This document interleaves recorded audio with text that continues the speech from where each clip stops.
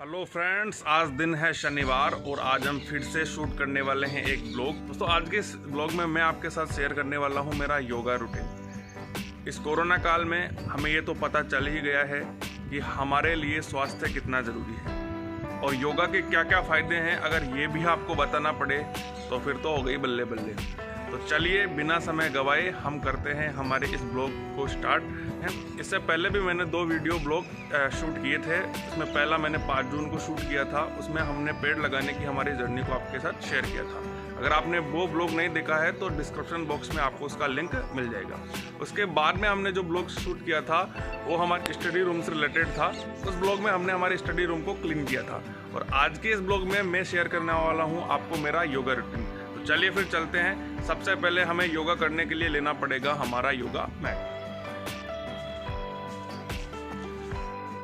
तो ये यहाँ रखा है हमारा योगा मैट और चलिए हमारे योगा रूटीन को स्टार्ट करने से पहले सबसे पहले मैं देता हूँ इस कैमरे को एक जगह, तो उसके बाद में हम शूट करेंगे हमारा ब्लॉग। तो लेट्स गेट स्टार्ट।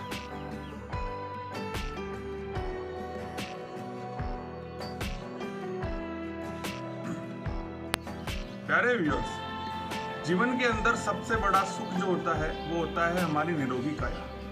हम प्राचीन समय से सुनते आ रहे हैं कि पहला सुख निरोगी काया, और इस कोरोना काल ने हमें यह भी बता दिया है कि स्वस्थ जीवन हमारे लिए कितना जरूरी है। योगा से रिलेटेड जितने भी फायदे होते हैं वो आपको बताने की आवश्यकता नहीं है, क्योंकि योग के बहुत ही फायदे होते हैं जिन्हें आप सभी जानते हैं। इसलिए दिन प्रतिदिन हमें हमेशा योग करना चाहिए। योग की ताकत हम सभी जानते हैं, योग से हमारा शरीर तंदुरुस्त और दुरुस्त रहता है। इसलिए आपको हमेशा योग करना चाहिए। दोस्तों, अब 2 दिन के बाद में विश्व योगा दिवस भी आने वाला है, इसलिए आप अपने योग की एक वीडियो जरूर बनाइए और लोगों को मोटिवेट कीजिए कि वो योग करना प्रारंभ कर दें। तो चलिए बिना समय गवाए हमारी योगा रूटीन को करते हैं शुरू। आप कीजिए एंजॉय।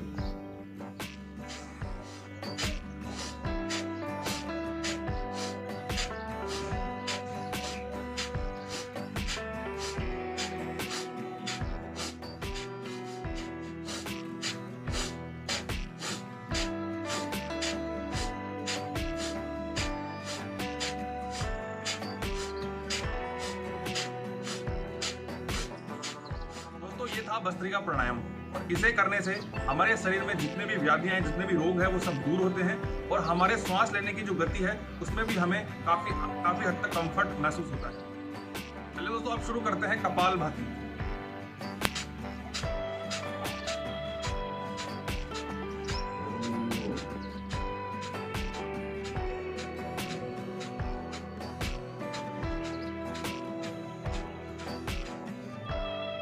कपालभाति करने से हमारे पेट संबंधी बीमारियां, हमारे हृदय संबंधी बीमारियां और हमारे फेफड़े स्वस्थ रहते हैं। तो फेफड़ों को स्वस्थ रखना कितना जरूरी है, अगर नहीं पता तो कोरोना भाई साहब से पूछ लेना। चलिए अब हम स्टार्ट करते हैं हमारा नाड़ी शोधन या फिर अनुलोम विलोम।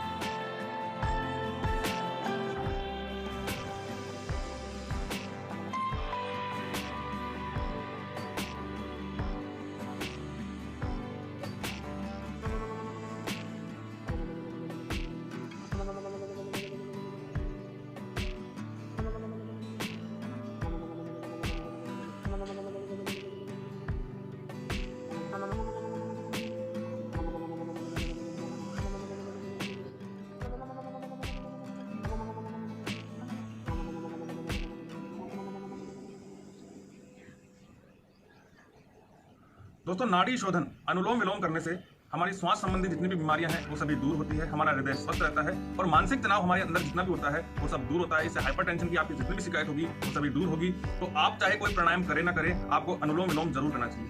अब दोस्तों, जो मैं प्राणायाम करने वाला हूँ वो प्रत्येक स्टूडेंट को अपनी स्टूडेंट लाइफ में जरूर करना चाहिए, क्योंकि इससे हमारी स्टडी से रिलेटेड जितनी भी टेंशन है वो दूर होती है। साथ ही हमारा मन स्वस्थ होता है और हमारा दिमाग खुलता है, हमारी बुद्धि 7वें आसमान तक पहुंचती है। तो चलिए स्टार्ट करते हैं हमारा नेक्स्ट प्राणायाम, जिसका नाम है भ्रामरी।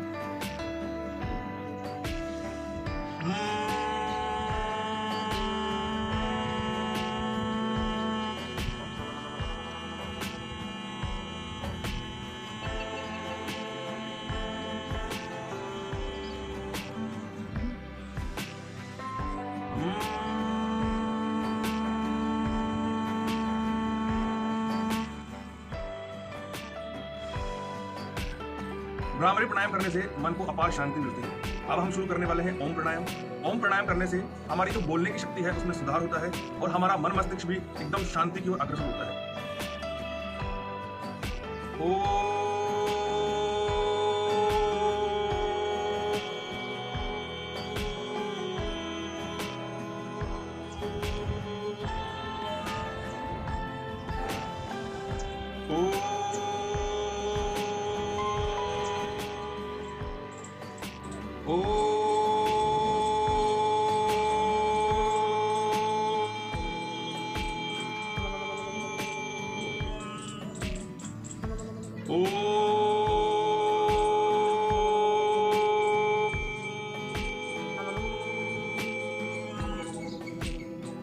दोस्तों, हमारा पूरा दिन भाग दौड़ भरा होता है। हम हमारे जीवन से रिलेटेड कार्य करते रहते हैं। दोस्तों, अगर आप भी अपने जीवन के अंदर रोजाना मात्र 2 से 3 मिनट भी अगर मेडिटेशन को अपनाते हैं तो आपके दिन में कार्य करने की क्षमता कई गुना तक बढ़ जाएगी। प्राचीन समय में हमारे ऋषि मुनि केवल इस ध्यान के बल पर अपने जीवन में उम्र को कई गुना बढ़ा लेते थे। तो आपको रोजाना कम से कम 2 से 3 मिनट जरूर मेडिटेशन करना चाहिए। आप इसकी समय सीमा को बढ़ा भी सकते हैं। मैं रोज 5 मिनट मेडिटेशन जरूर करता हूँ। इससे मन को शांति मिलती है और हमारे कार्य करने की जो क्षमता है वो भी दोगुनी होती है। मेडिटेशन करने के लिए आप किसी भी मुद्रा में बैठ सकते हैं। मैं ज्यादातर ध्यान मुद्रा में बैठना प्रेफर करता हूँ। मेडिटेशन के लिए आवश्यक है कि आपका ध्यान आपकी भ्रुकुटी में केंद्रित हो, लेकिन इसे कर पाना इतना आसान नहीं है। इसके लिए मैं आपको 3 टिप्स देना चाहूंगा। सबसे पहले आप अपनी नजर जो होती है, अपनी आंख जो होती है, उसको अपने नाक पर ध्यान केंद्रित कर सकते हैं। इससे भी आपको काफी अच्छा ध्यान केंद्रित करने में मदद मिलेगी। ये फिर आप ये नहीं कर पाते तो सुबह के टाइम में मेडिटेशन करना ज्यादा लाभदायक होता है और मैं सुबह ही अपना योगा और मेडिटेशन करता हूँ। तो सुबह के टाइम में पक्षियों की चहचहाट होती है, आप उनकी आवाज पर भी ध्यान केंद्रित कर सकते हैं। अगर आपसे ये भी नहीं होता है तो आप अपने श्वास की गति पर ध्यान केंद्रित कर सकते हैं। मेडिटेशन करने का एक शानदार और अचूक तरीका है।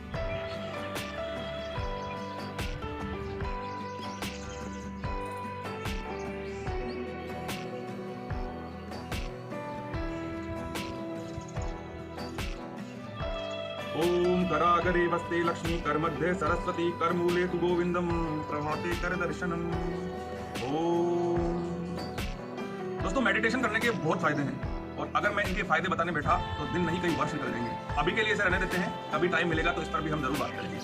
दोस्तों, प्राणायाम करने के बाद में आपके पैरों में थोड़ी झंझनाहट या अकड़न रह सकती है। उसके लिए अब मैं आपको बताने वाला हूँ। आप इस एक्सरसाइज को कर सकते हैं 1 से 2 मिनट के लिए। उससे आपके जितने भी पैर में अकड़न है, झंझनाहट है, वो दूर हो जाएगी।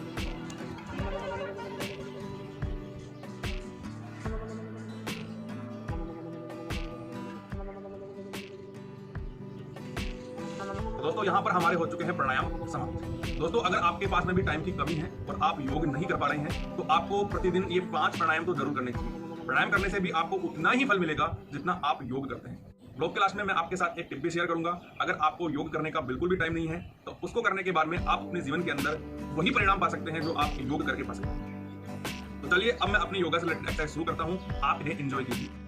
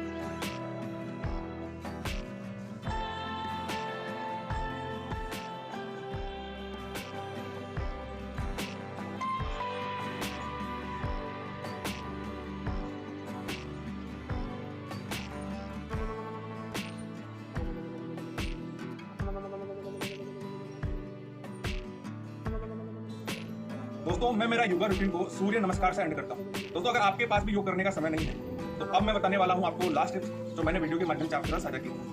आप केवल 5 मिनट मॉर्निंग के अंदर सूर्य नमस्कार करके भी संपूर्ण योग प्रक्रिया के सभी फायदे उठा सकते हैं। तो अगर आपके पास योग करने का समय नहीं है, आपकी लाइफ शेड्यूल थोड़ा बिजी है, तो आप केवल सूर्य नमस्कार से अपने शरीर को फिट और स्वस्थ रख सकते हैं। तो चलिए मैं करता हूँ स्टार्ट सूर्य नमस्कार, और सूर्य नमस्कार करने के बाद में ब्लॉग को भी करेंगे एंड।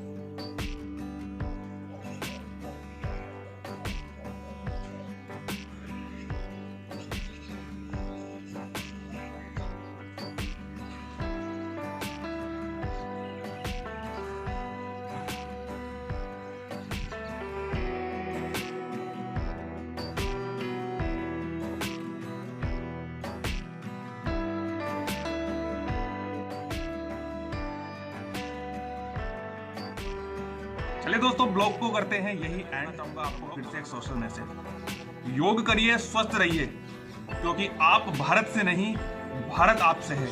आप स्वस्थ रहोगे तो भारत स्वस्थ रहेगा, और भारत स्वस्थ रहेगा तो दिन रात तरक्की करेगा। योग कीजिए। अब 2 दिन के बाद में योगा दिवस भी आने वाला है, विश्व योगा दिवस भी आने वाला है, तो आप लोगों को मोटिवेट भी कीजिए कि वो योग करने के लिए प्रेरित हों। आज के इस ब्लॉग में इतना ही। मिलेंगे फिर से एक नए शनिवार को नए ब्लॉग के साथ। तब तक के लिए योग करिए, स्वस्थ रहिए। जय हिंद, जय भारत।